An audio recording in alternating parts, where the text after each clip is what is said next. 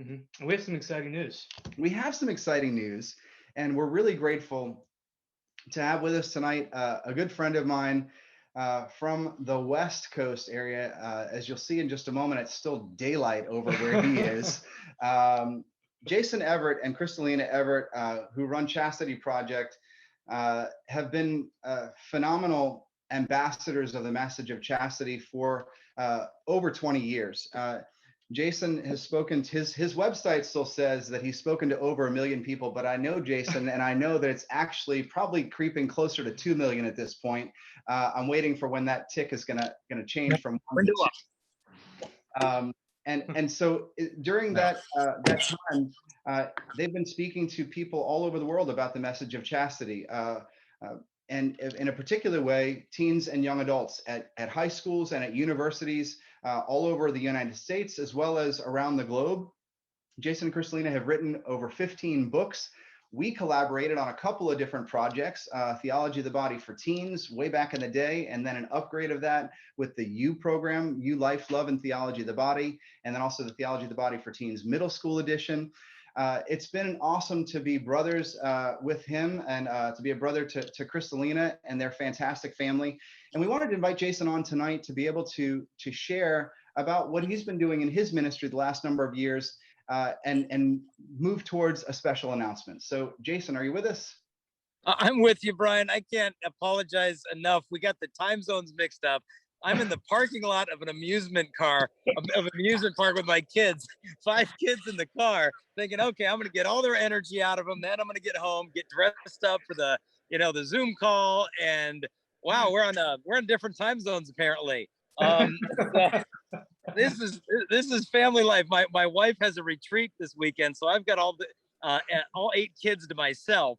And so I thought, hey, we're going to get all their energy out of them. And then I'll have time for my Zoom call tonight. And wow. So, hey, this is live. This is spontaneous. That's right. It's a crazy world that we live in. And well, we're grateful, Jason, that you would make the time in the middle of family life. And we know you might not be able to stay with us as long as you had hoped, because your kids are important and we want them to stay safe.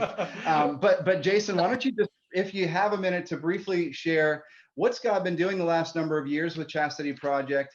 How has it been meeting the need of the world and the need of the church? How do those things synergize with Dumox Ministries? And then what is the new things that are coming up recently here that we're excited about? Yeah, well, I mean, the ministry started maybe 23 years ago or so when I was at Franciscan University of Steubenville. I did 3 years of sidewalk counseling. And after 3 years of meeting women who are having an abortion in 45 minutes, you just start to feel late. Like, why am I meeting this woman who's going to be having an abortion within an hour? Why couldn't I have met her when she was 15 years old? Because maybe if she learned about chastity then, she never would have dated this guy to begin with and be in this difficult situation. And so I realized to save the most unborn babies, we have to swim upstream. It's almost like we're throwing sandbags in the banks of a flooded river when there's a dam that's broken upstream a quarter mile. We've got to do more preventative work. Instead of just being pro-life at the last minute, we've got to teach the young people to be pro-love, of what God's plan for human love is. At the same time, I was leading a lot of high school retreats, and the kids really opened up to me about all the stuff they were going through. And at the same time, learning the theology of the body for the first time, reading Love and Responsibility, and realized, like, wait a minute, this is the antidote to so much of this hurt, so much of this confusion. And then I started sharing that with the young people, and they just came alive. I mean, they realized this is not some external imposition of Vatican rules. Like, this was the desire of their heart for authentic human love. And so just began sharing that with these young people. And then it just started snowballing. And before you knew it, it was 100,000 kids a year, and started creating all these resources and just realizing how hungry they were for the message. And the kids were emailing me just these heartbreaking stories of what school is like. I remember one girl from Central America telling me that, the girls are, becoming sexually active, then they're getting pregnant, then they're taking abortion drugs. And one girl even emailed me and she said, the girls are flushing the babies down the toilets and the teachers don't even know this because they're having these abortion drugs and dealing with it in the bathrooms. And it, like, your heart just breaks. Like, this doesn't need to be happening. They don't need to be going through these things. And so by sharing the theology of the body with these young people, you just see the hope restored, realizing that, maybe my past is really messy, but, my future is spotless. And so as we started to digest the theology of the body for them in ways that they could understand. Started teaming up with Brian Butler. We created the Theology Body for Teens program and then the U program. And, to me, this is just the tip of the iceberg. This is just the beginning. And so what we've been doing the last couple of decades is, bringing this message in person to the teens and then creating all these resources, but realizing, my wife and I, it's just two people. We need to tap into the church militant. There's so many incredible young people just full of zeal. This morning I did a Zoom call with leaders in the UCAT movement. Those are the ones doing the youth catechism. And they were from Brazil and Argentina and India and just all over the world, and Germany. And I started sharing them with what we want to do with these resources. We want to create a new apostolate called Missionaries of Chastity. And the idea behind this is so many young people want to share the message of chastity, but they don't necessarily know the language. They don't necessarily have the resources. And so we're just a few weeks away from creating this portion of our website where people can launch chastity projects, meaning, who do you want to reach with the message of chastity? Well, I want to reach young people, to break free from pornography. Okay, here's the resources we have.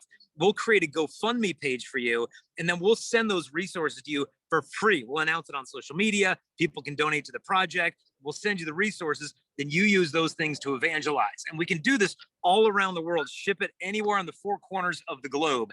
And when I started sharing this with the people and saying, hey, we'll even email you the files of the book if you want to print it and translate it. And the young people said, we're just on fire. We want to do this. How do we get signed up? But to me, it's not enough just to distribute a bunch of resources. We need to form these apostles. But, if our strength is creating these resources and distributing them, and Demox's strength is the more the personal element of formation through these retreats, it's like, what would happen if we teamed up? What if we took the lighter fluid and the flame and just put the two things together? And we took these missionaries of chastity and we invited them on retreats, healing retreats, theology of the body retreats, chastity retreats, and we formed them and sent them out as missionary disciples. Then instead of just handing out books, they'd be living this out in their own lives. Because I think what the church and the world need more than anything today is holy families. That's the answer. The answer is not a program. The answer is not a curriculum. The answer is the same as it was from the incarnation, holy families. And so the ministry that we're trying to do is really marriage preparation. Because Pope Francis said marriage preparation begins at birth. If we wait for marriage prep to be that little class we take 4 months before we get married, I'm sorry, that's not marriage prep. That's triage, okay? That's last ditch effort to get stuff together before the wedding bells.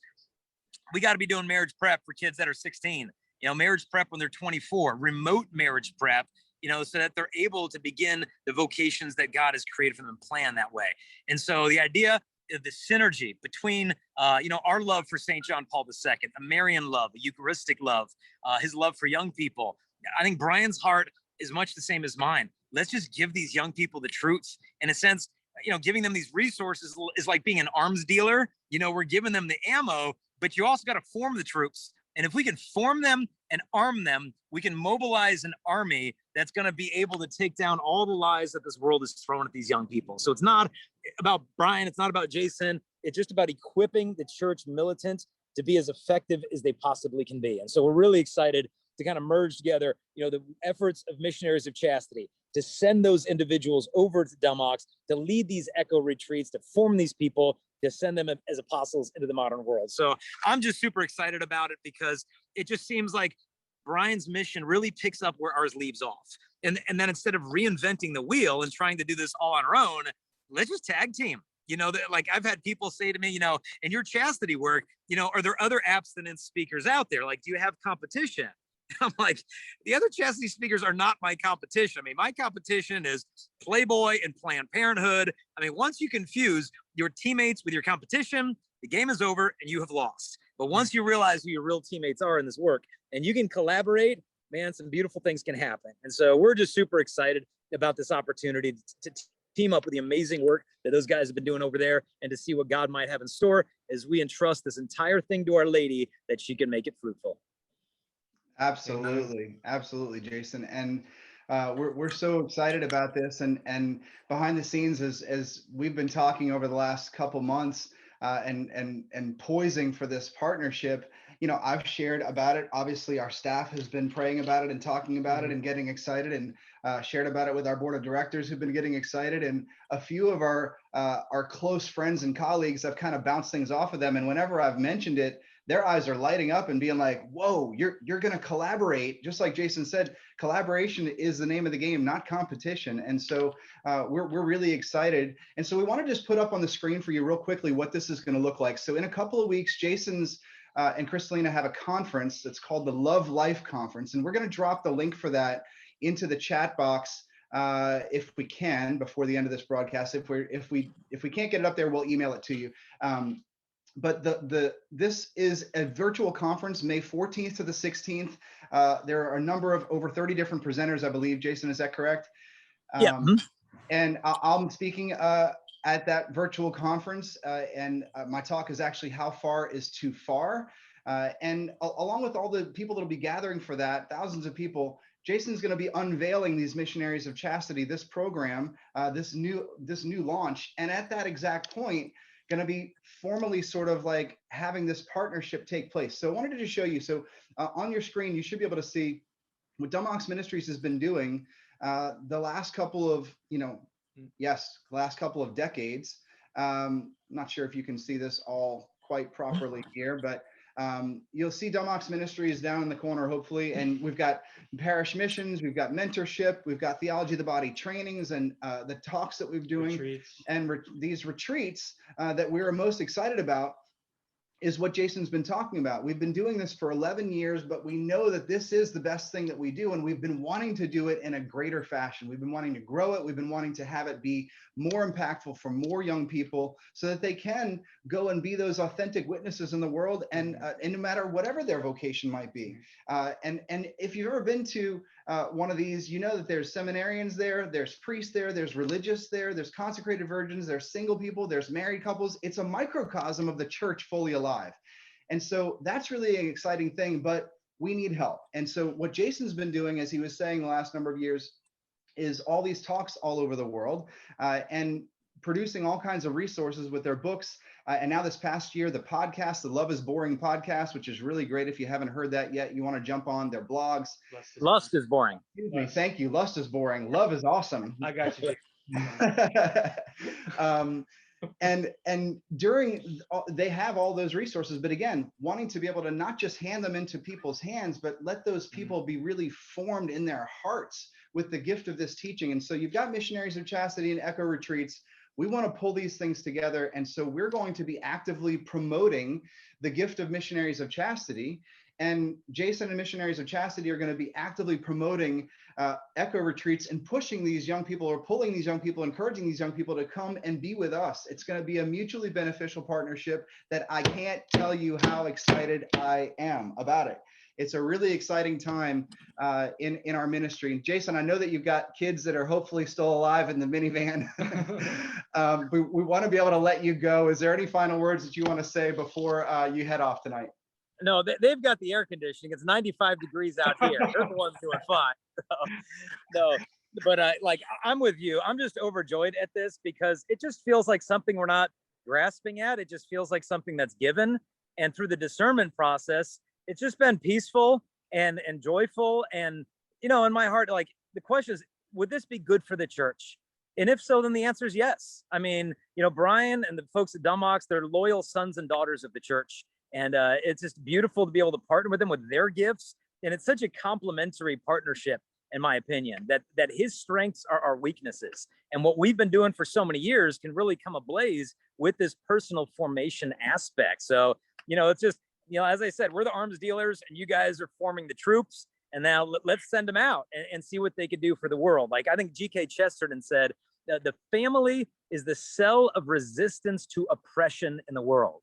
And so it's a cell of resistance. And so what we're doing, you know, ultimately isn't just training people to give chastity talks, you know, and just what we're doing is forming them in their vocation, because that's the main weapon.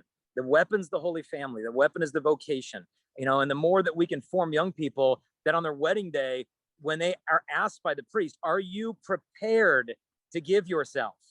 They're going to be able to give an honest and firm yes. Like, I am prepared. I have gotten ready for this day, not only for this day, but for this lifetime. And so that's the big picture. And I'm super overjoyed. And I would just ask, you know, the viewers there, your prayers for the fruitfulness of this thing, for the protection of our families and those at Dumox as well. And that this whole thing would just be as big or as little as God wants it to be. This is not our idea. We just want to put it in the mantle of Our Lady, let her incubate this thing, and like kind of like putting the roses into the folds of the tilma of Our Lady of Guadalupe. Let's just put our little gifts there, and then she's going to do what she's going to do. Amen. That sounds great. Thank you, Jason, for joining us tonight. We want to let you go, but we wish you a peaceful evening with all of the 8 children, and hopefully we'll see you again very soon. All right. Blessings on you guys. Thanks so much. God bless.